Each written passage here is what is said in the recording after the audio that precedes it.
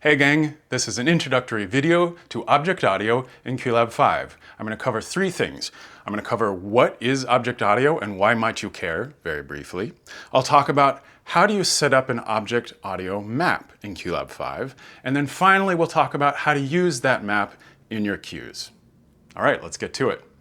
So what is object audio and why do you care? Object audio is a visual mixing paradigm. This is in contrast with the classic channel-based mixer that you're already familiar with. In channel-based mixing, you have channels of a file that you mix individually and manually to outputs in your system. You have the first channel of your file and you decide which outputs that first channel goes to. You have the second channel of your file and you decide which outputs that channel goes to. Object mixing is a new way of thinking about it. You have a map, a visual map that you can place an object in. Now, depending on the location of the object, the computer decides how to send the audio to the various outputs of the system based on the location of the object in the map. This is very powerful for certain kinds of sound design problems and also gives you some really interesting tools and ways of messing around with sound that are just different from channel-based mixing. I'll give you one classic example. If you're trying to fade a sound around a room, if you're just doing a left-right fade, it's fairly easy. You take the audio level out of one speaker and simultaneously raise it up in the other. That creates a crossfade between the two speakers. If you have lots and lots of speakers, you start to need to have that kind of command or cueing between every single speaker. Down and up, down and up, down and up to move the sound around the room. With an object-based mixer, you can say, I want to place the object in this part of the room and move it on this path. And dear computer, you figure out the details of how much sound to send to which speakers at what time. If I want to make the path go faster, that's easy. If I want to make it slower, that's easy. I don't have to edit a million separate cues along the way. There are other ways to use object audio, but that's a classic example. Okay, let's get right to setting up the basics of object audio in QLab 5.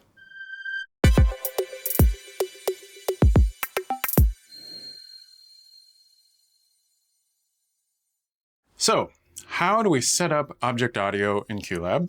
Well, we start in the workspace settings, of course. We'll go there now. In the audio settings of a workspace, the old audio output patches, audio input patches are still there and they're still exactly the same. But now we have a new audio maps tab. Audio maps are used in conjunction with audio output patches. The patches still define how Q outputs are routed to the final device channels, but the maps are now going to be combined with audio output patches to make the magic happen. So we'll create a new audio map and we'll go edit it. Of course, it starts out entirely empty. And let's talk a little bit about the philosophy of what we're about to do here. So we've decided to take an approach where you're going to give QLab examples of what you want things to sound like at specific locations on the map. If an object is at exactly one of your examples, it will sound exactly like you have said it should sound at that location. We call these examples marks. Marks are a location on the map along with information about how things should sound at that location. Now our map starts with arbitrary dimensions, 1,000 by 1,000. Those don't mean anything unless you want them to mean something, but by default, they're just unitless numbers. You can decide that they're centimeters or something else, but by default, they're just numbers. They don't have a unit. And I'm going to give it some examples now. I'm going to give it some marks. So I'll start by adding a mark. It pops up in the middle of the map, and I'm going to drag it where I want the example to be. And now I have an example that is silent. If the object was exactly at this location, it would be silent. But maybe I don't want that. Maybe I want an object at that location to go out Q output number 1 with a little bit of Q output number 2. Now I've created that example. Now it's common for what I'll call realistic maps to have marks or examples that are routed to one specific output, say a location where a speaker is. So we have a shortcut for adding those kind of marks. I'm going to delete this mark. I'm going to right click on the map and say add a mark for Q output 1, and that pre-creates a mark that goes to just Q output 1, and I'll do that over here for Q output 2. Now I've created an example that goes to just Q output 2. So if my object is on this mark, it goes just to Q output 1. If it's on this mark, it goes to just Q output 2. So far, so good. This is effectively all I need to do to create a simple map. I'm done. I could use this in queues, but let's stay here a little bit longer, dig in a little bit more about how I can shape the behavior of these maps and what all this stuff means. As I'm making a map, I might want to either visualize what it is going to sound like or actually listen to what it's going to sound like. If I am listening to what it sounds like, I could use a test object. I've already selected a test audio file to use for my test object. I'm going to raise the volume of that test object file to full volume, and then I'm going to play the test object. It's going to show an object somewhere on my map. It's going to play it out of the speakers of my computer, and I'm going to be able to drag that object around to actually sound what it really sounds like on my sound system. So let's try that now. This is the sound of some bubbling water. Now, we're not recording the output of this in stereo, so you're not going to hear the effect of dragging this object around. But if you were in the room, you could hear that it's moving from the left to right speakers of my computer as I drag the test object around. You can also notice that it's showing me at any given place the actual volume levels that QLab has decided to use at that location based on the mark examples I've given it. So I can very quickly start to listen and test what my map sounds like with this test object.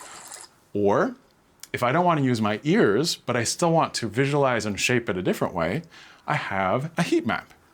I can view a heat map per Q output. So I'm going to look at heat map of Q output 1 right now. This is showing me for every location on the map how much volume is going to Q output 1.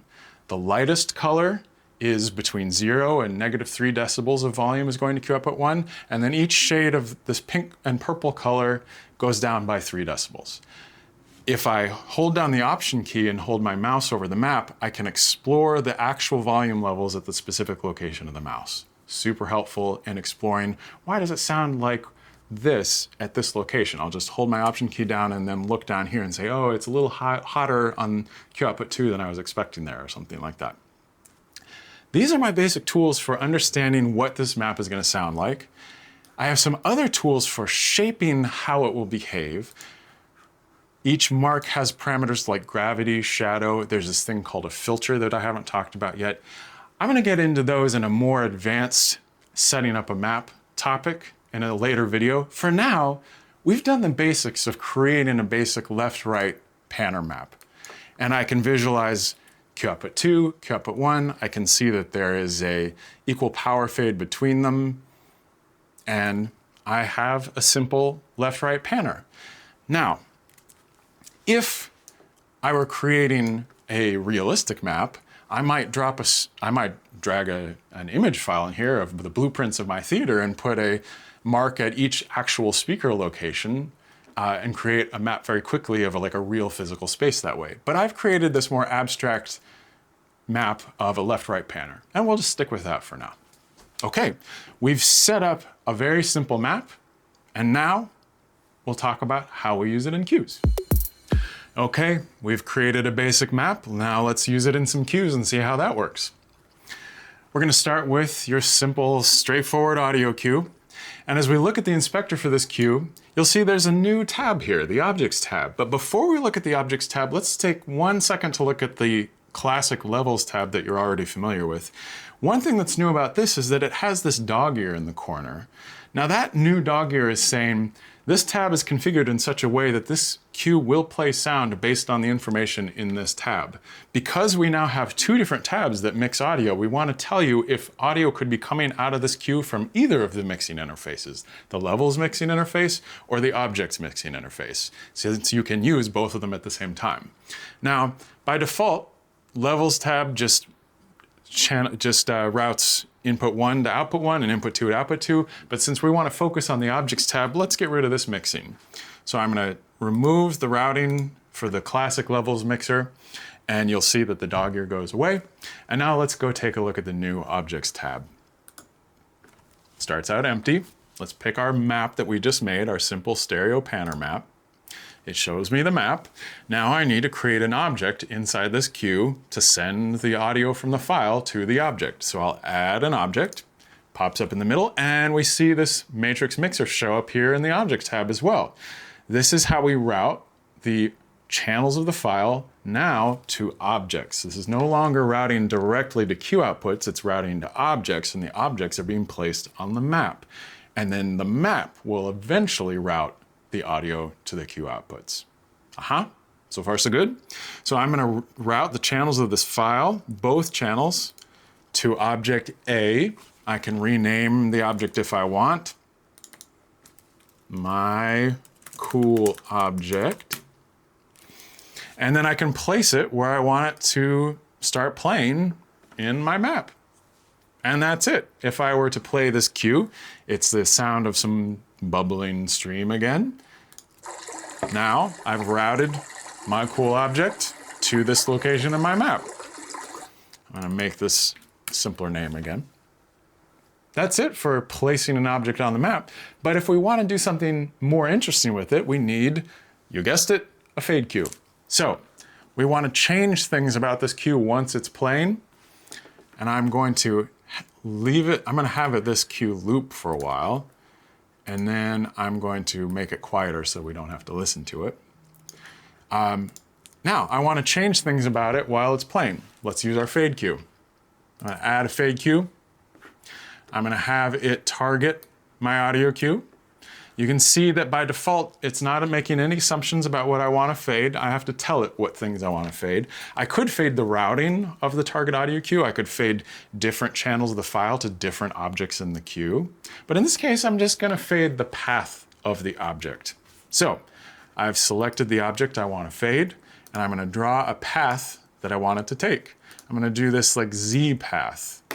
Now, if I run this cue, it would fade along this path over 3 seconds. Let's make it a little bit longer, 15 seconds, so it's doesn't happen so fast. So if I preview this cue, it is fading the location of the object along this path. Or I could do other kind of paths as well. I could do a classic, let's stop this fade, and let's create a new shape like a swirling circle. Now, and I'm going to smooth this path. The smooth checkbox just means take my hard-edged linear connections on this path and smooth them out. So now I've got this beautiful circle, and it would mean that I would fade the object around a circle for 15 seconds. Voila. Now, there's lots of tricks that the fade cue can do with fading and adjusting paths and all this stuff. There's one I want to focus on in just this intro, which is this merge percentage. By default, if I'd see that my object is at location A here, that's where the object actually is. And in fact, let's bring up a monitor for this map, and I can see it live. This is where all of my current active objects are on my map across all cues. And that is in fact where my object is.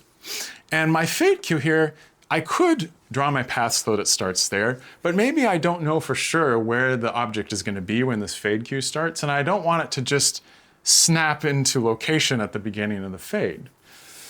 That's a little tricky, but we have this thing called merge, which gives the fade cue permission to slide the position of the object into the fade path over some percentage of the duration of the fade. So if it's at merge of 0%, it'll just snap it to the beginning of the fade.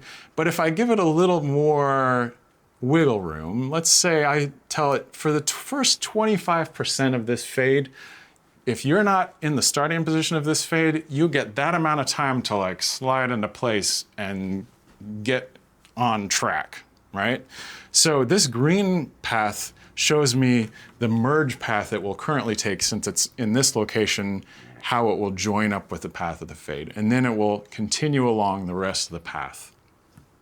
So if I run this fade cue now, we should see it in our monitor and in the inspector sliding into the circle, and now it's on the circle and it's going to spin around. This circle could mean that it's spinning around the room, or in this case, it's spinning around this more abstract panner space. Either one. So there's a lot of details and fun tricks we can explore, and we will explore in later videos, but that's all you need to get the basics of setting up object audio in QLab and basically how it functions. You get the idea. We'll come back for some more detailed tutorials, but for now, I hope that gets you excited to try it out. download it, play around, and I really think this is going to change how you design for your shows. It's really fun. Get in there and start playing with it. I think you'll have a good time.